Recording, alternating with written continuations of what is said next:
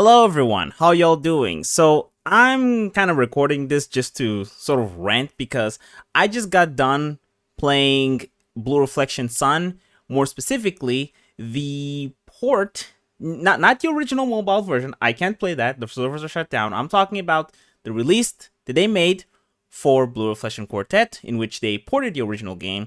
And I have a lot of things to say. I honestly, I have a lot of things to say about the game in general. Both criticisms and also things that, I would say are positives.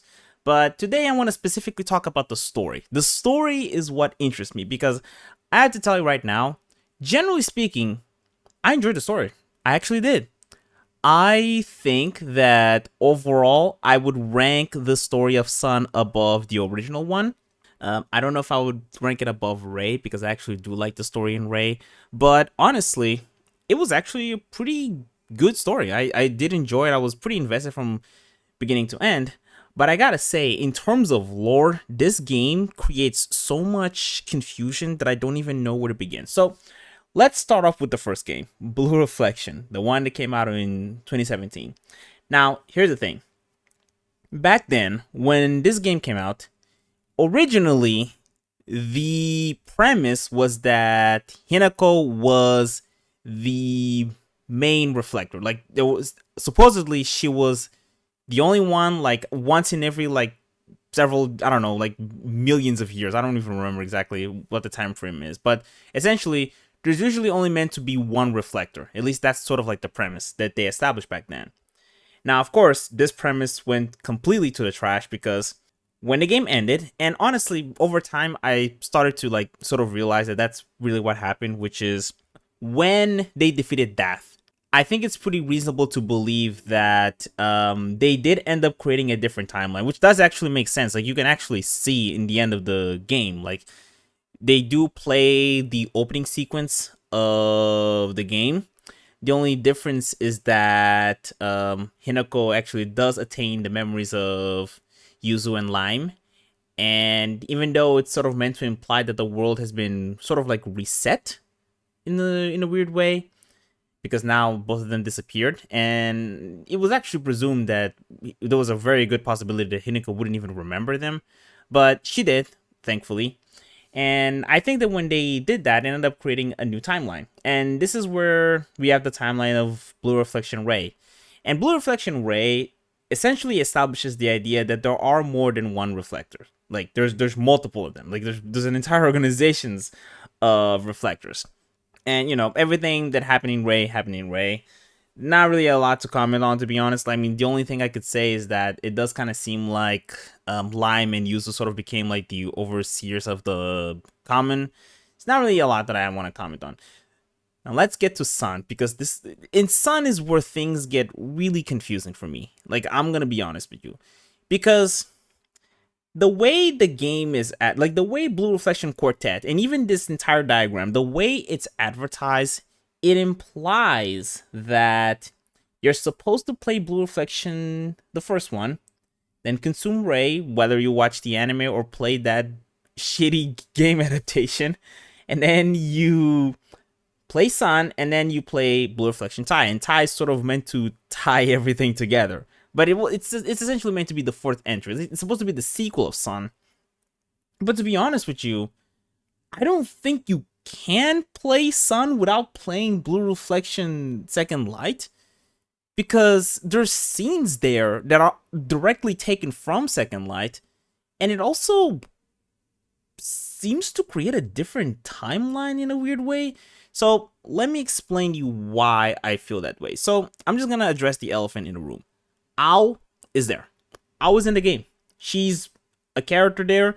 She shows up a couple of times. She showed up in the finale. She is an established character in the game. She's a real person that she exists within the game. And that ends up creating like a little bit of confusion.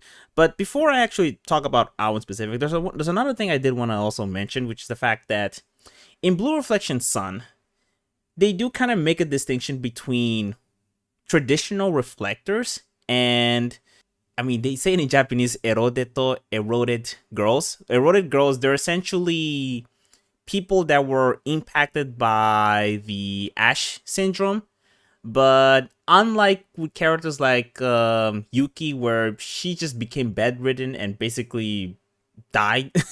And I think a lot of other characters died. I think like there was this one character in specific. It was Alicia. I remember Alicia had like her entire family from Romania basically died, or at least it's implied that they all died.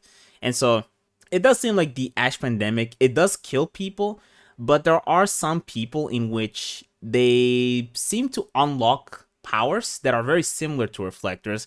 Now, of course, that can cause some problems because eroded girls, they like their souls essentially can become corrupted and they become queens. By the way, I should probably establish this, like this video is going to contain a lot of spoilers in case that's not obvious, but essentially they have different powers, and to be honest with you can actually kind of tell. And this is Meiki, so this is her normal form. She's a normal high schooler. And then you have her eroded form. And the thing is, you can actually tell she does look very different from what you would typically expect from a reflector. She doesn't have that sort of like magical girl design. It's something is emerging from her back. And there's actually a lot of the characters are actually like that. Another one, actually, I think there might even be, yeah, here she sort of has this sort of it's Alicia. She sort of have like these like sort of wings. And then you have here Kana. She has like furry ears. And then you have, funny thing is, I actually didn't play with Ayami a lot, unfortunately, but she also has wings. But like, these sort of like creature-like elements of their design. Meanwhile, if you look at someone like, for example, if you look at someone like Hiyori, sure, she does look like a magical girl, but like I think she still mostly looks kind of humanoid. I think that's sort of like the difference is that when you are an eroded girl, you do sort of have like some creature um elements in your design, in your transformed design. And the thing is, it's cool. I think it's cool that there is this distinction, but it does also create some, like, it definitely ends up opening some questions because in Blue Reflection Ray, based on my memory, a lot of the reflectors, they did actually wield swords. And it sort of, it kind of reminded me of Hinako. She also wielded a sword.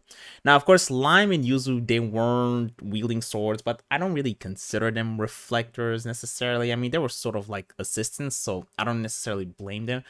But you can actually tell, like in Ray, a lot of the characters there. See a list of like characters. Characters, like for example, Momo. Let's use Momo as an example. Actually, see a sword. And let's Ruka. Ruka's actually a pretty good example because she was Yori's partner. And let's see if we have something here. Maybe not. Then let's use Google, I guess. But I'm pretty sure she also had a sword. I think they all had swords, if I'm being honest with you. I mean, look at all these characters. They're all wielding swords. That's sort of like the trend with reflectors, is that they do sort of wield swords. And if that's the case, then a part of me does wonder if, traditional reflectors, they're supposed to wield swords. Meanwhile, erotic girls, they might have more unique designs.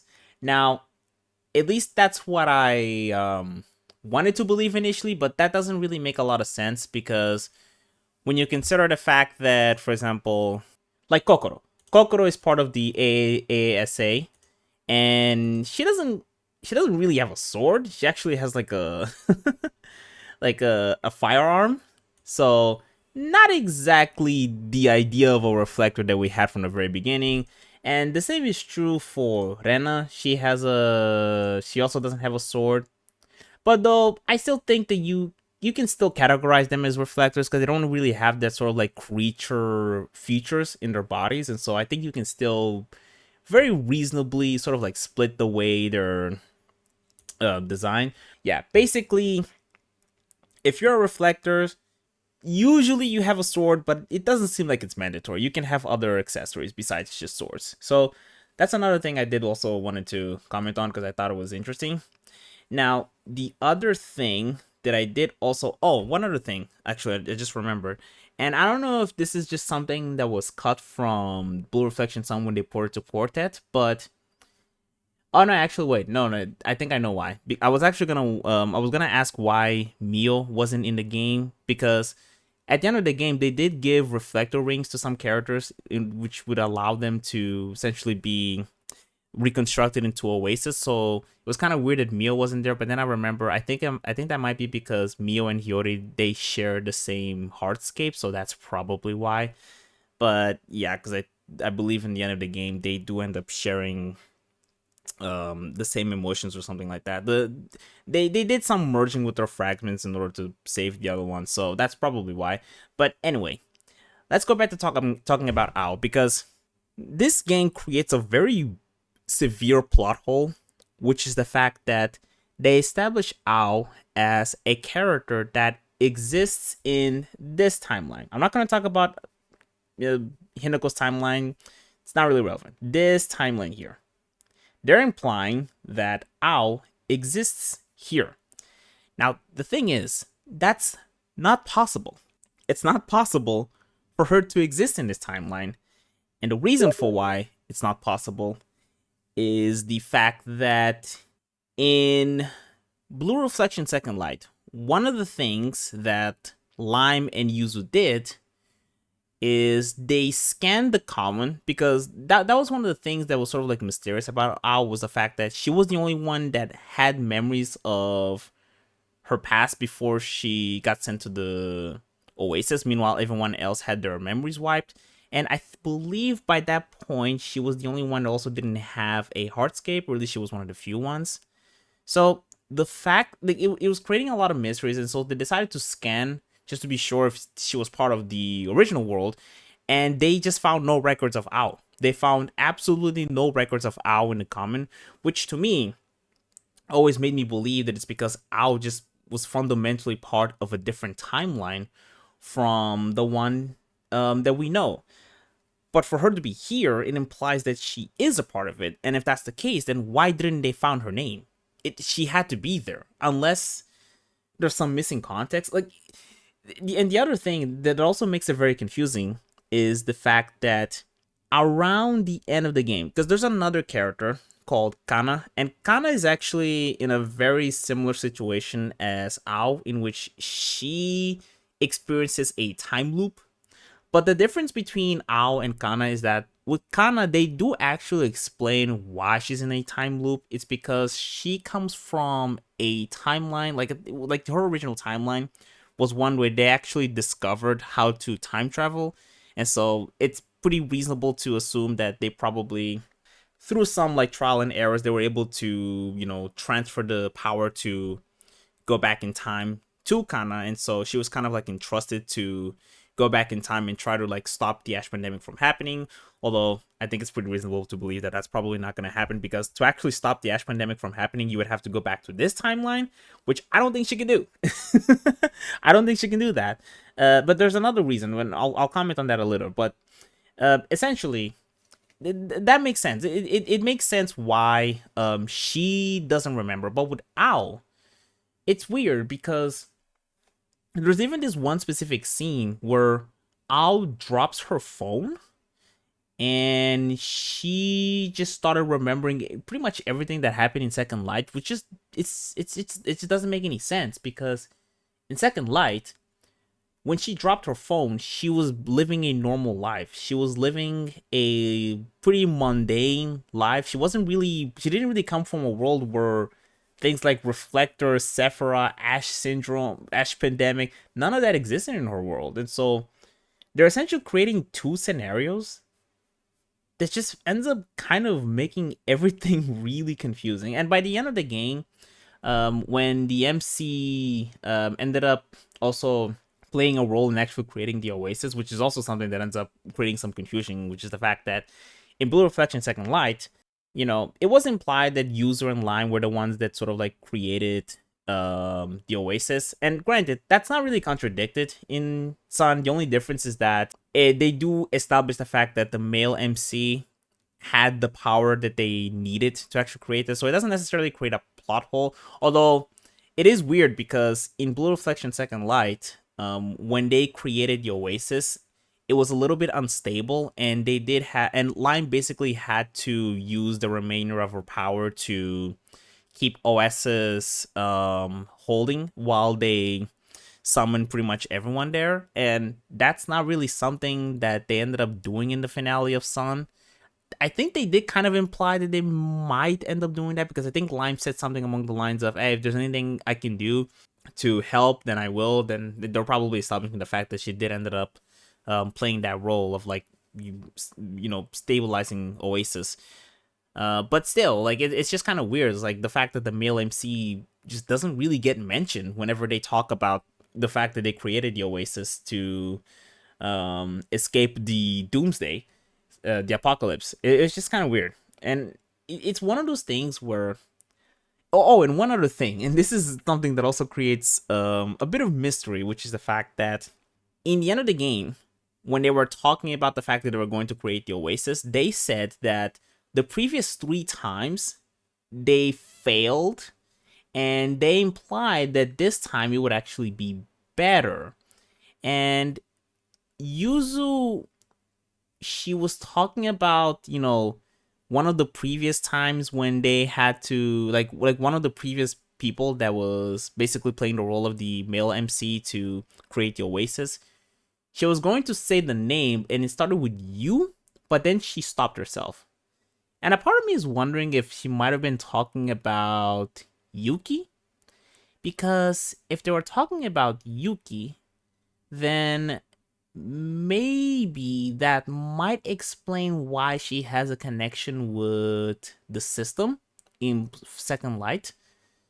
Because that got established with her in the first place. That a part of me is wondering if that may be what they were implying, or maybe they were talking about someone else. I'm not entirely sure.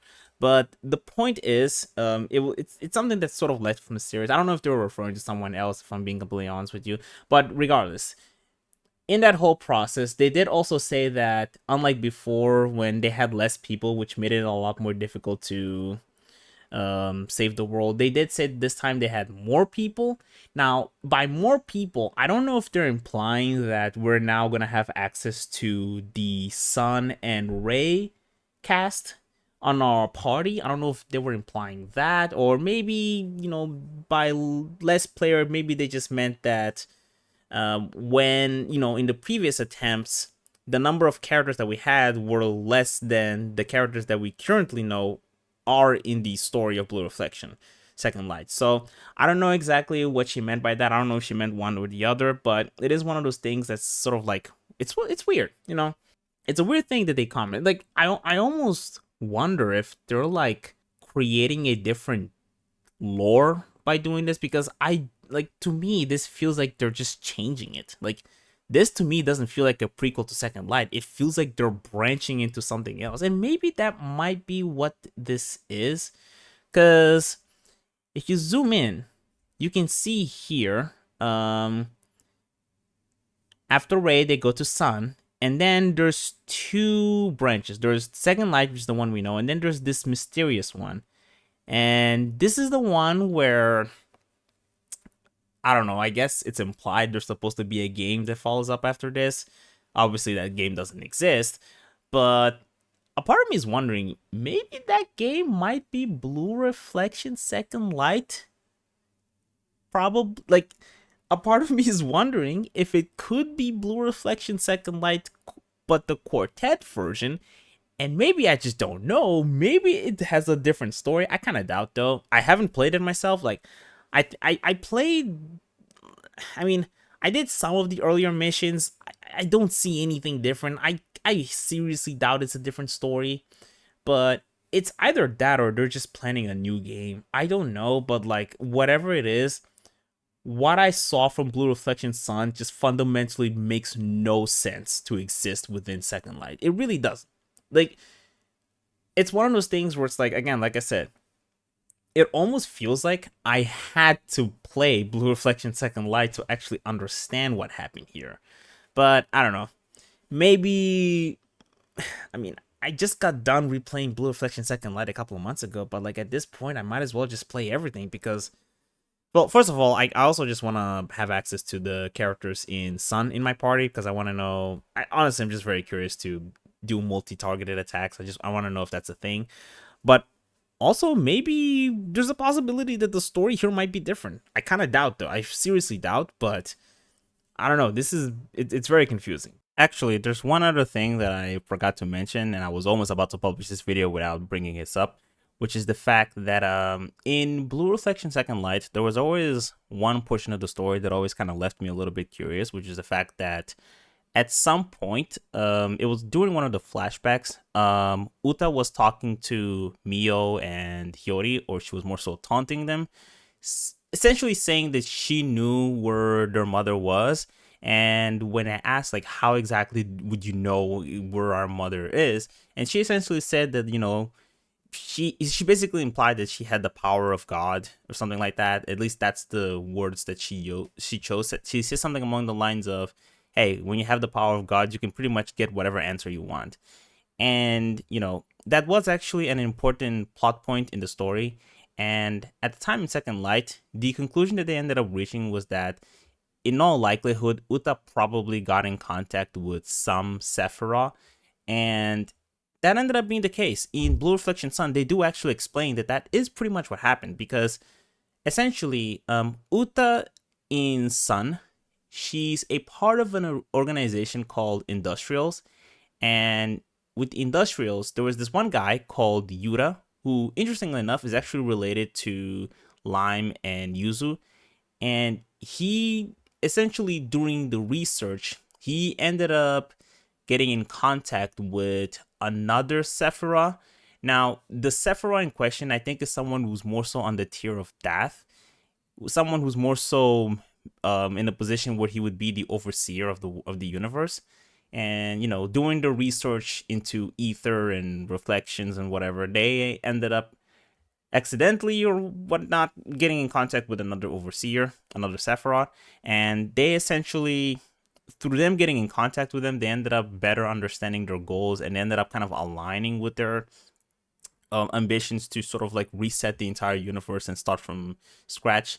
And through that, they were also able to gain control of some of the demons. Like, there's actually some demons that are, I mean, I guess in the game they do call it queens, but like if we were playing Blue Reflection Second Light, they would just essentially be boss demons that Uta was able to actually gain control of them, because again, she did ended up gaining some degree of power from the Sephiroth. And not that, I think she's also able to sort of manipulate characters, eroded girls into at least somewhat completing the transformation into queens. And so that's kind of why. And the other thing is, through them explaining this, they do also end up sort of further elaborating the events of Blue Reflection Second Light, because essentially this new Sephiroth, which I forgot his name, but they do actually mention his name, he's the one that's essentially, planning this whole Ash, because his objective is to essentially take Death's role. Like, now that he's no longer the overseer of the universe because he got defeated, now he wants to be one. And so he's the one that came up with the idea of pushing an Ash pandemic to essentially erase the entire universe.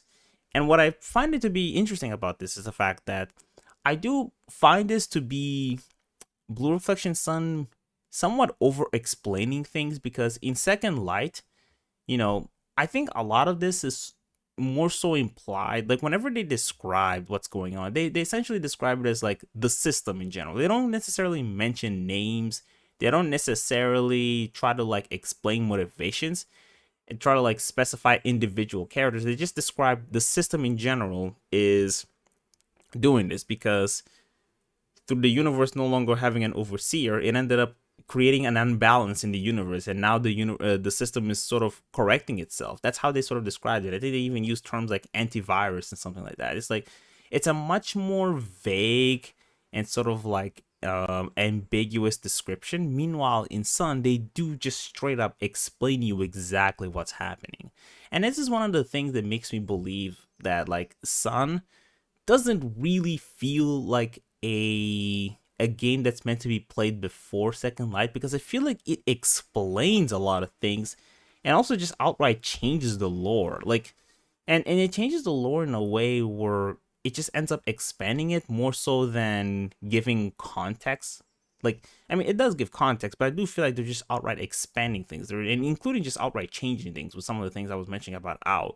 Like, for example, like I mentioned earlier, the fact that, you know, around the end of the game when they were fighting Kana, like Ao suddenly just snapped back and was able to remember the events of Second Light. She even described the fact that, hey, I've been in a very similar situation as you in the past. And it's like, really? It's like that's how it is. It's like she's just going to it's like snap and remember everything that happened. It's an odd thing. Like it's an odd game. I'll tell you that. But anyway, that was fun. It's fun running about this. I think later on I might end up making another review of the Blue Reflection franchise because like I said, I did actually enjoy the story in Sun. I think it had a lot of character moments that I really appreciated. Like Uta being the final villain was actually pretty cool. So I think one day I'll find some time to like discuss everything here, and honestly, maybe after consuming everything all at once, I might have a clearer picture of like everything that happened, and maybe I might be able to share a more concise breakdown. But anyway, that's all. Thank you all, and oh, also one other thing, CDJapan, can you please bring me my disc? It's been a couple of days. Can you please ship it out to my house? Okay, thank you. Bye bye.